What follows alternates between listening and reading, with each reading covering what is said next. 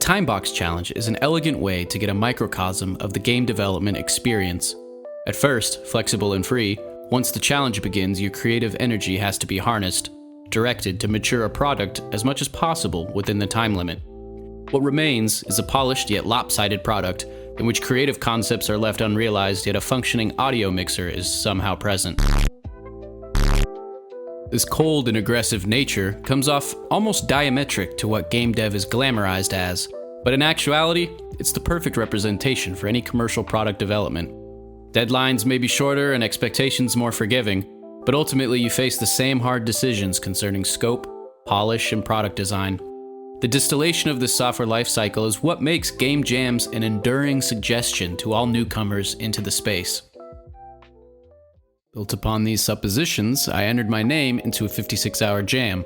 My experience lended itself to simple top-down 2D games, and I hoped it would suffice. The jam theme was revealed as 2 dimensions with the special object, a magnet. Immediately, I felt my limitations were costing me opportunities to capitalize on the theme. My knee-jerk reaction was to build complexity upon a shadow mechanic I had recently designed. If the player could attract or repel light sources with a magnet and swap into an alternate dimension to reverse the pattern, a simple but engaging puzzle game would work well, but considering the broad nature of the theme and object, it felt straightforward and honestly uninspired. With time ticking by, my creativity could not afford a slump. As luck would have it though, my waffling was interrupted by a phone call from a friend who, wanting me to go out to an event, was obliged to speed up my process and free me up earlier. His idea was magnet fishing, where the dimension could be interpreted as an underwater dimension and an above-water dimension. Finally, this was a novel idea. In the future sea of magnet-related games, this is one that I as a player would try and explore. I repurposed the pre-sprite from my initial idea and pulled in some beach tiles. My graphics are always trash, however in this case I selected and combined a few choice tile sheets and shaders to produce a passing environment. The underwater section was simpler. Here again I recycled the shadow mechanic from the earlier concept and replaced the player with a magnet. The concept was completed by adding sprites of junk that bounce around the room, and all that was left was maturation of the game loop. To achieve complexity, I simply leaned into variation. I updated the junk, adding new sprites that move at different speeds based on weight, as well as adding new magnets that could be thrown and travel underwater at different lengths. Finally, I added an overt risk management feature, by adding the possibility of snapping your line if you pilot the magnet too far from its origin.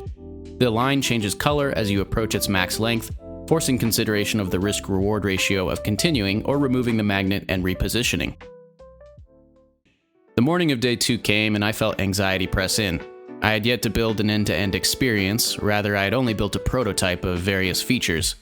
To unfold my work into a game, I needed to start with level design, building a progression that structured new features on top of each other as the player moved along until they felt empowered to experiment on their own.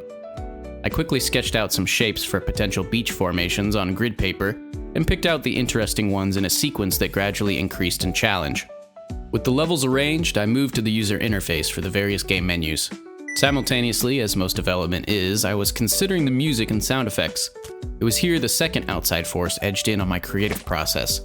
In the Jam Discord was a composer lamenting his missed opportunity to contribute. The timing was too perfect, so I reached out with my need for a beach-themed background, and the composer Mijimogo joined the team. Into the evening of the second day, the level design and UI had rounded out my concept into a playable experience. Rid of the anxiety of showing up empty-handed, I had in its place an unsated desire for features. My scope had been repressed by virtue of the draining hourglass, but now it was free to add all the things that could be imagined. I had 2 or 3 hours before I had to sleep, and my game was in a stable place. A sane person would simply stand up and walk away, but I myself could not. With just a few hours left, I compromised to add 2 features, one for my inner product manager and another for my inner feature developer. My safe edition was creating new types of junk for variation, like the magnifying glass or the toothbrush or bolt cutters. My selfish edition was adding sharks that swim around the final level, eating any magnets they touch. I should mention that, as expected, these sharks bugged out sometimes and I didn't have time to fix them. After drifting off to sleep counting sharks eating magnets, I woke up on the morning of submission day to integrate Mijimogo's music into the game. The new background track was a banger, and with a couple small tweaks, the build was submitted. I paced back and forth in my kitchen for a while before finally going back to sleep. The other submissions were a kaleidoscope, backfilling the microcosm that began forming when the jam started. I saw similar ideas in some, but many were pleasantly original. A few shoutouts on screen now for my personal favorites.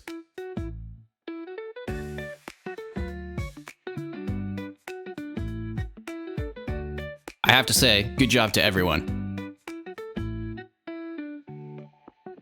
One critique I have of the rating system is that it's a bit ambiguous. How do you evaluate gameplay objectively? I think a short blurb on the community page outlining the philosophy behind the rating system could lend itself to normalizing the review results. And with that, the jam was finished. So how did I end up getting first place? Well, I didn't. I got fourth. But the purpose of the jam was to experience a concise development lifecycle and identify my weaknesses. I found that my visuals and tutorials needed to be improved to communicate my game's concepts to its players. This is invaluable feedback, and seeing as I'm a game developer now, I get to design my own win conditions. So to me, I won. In the end, participation is the biggest step, so get out there and join a jam, or if you're not a developer, try an indie game and leave some feedback, and let's all get a little better together. Have fun, and see you in the next video.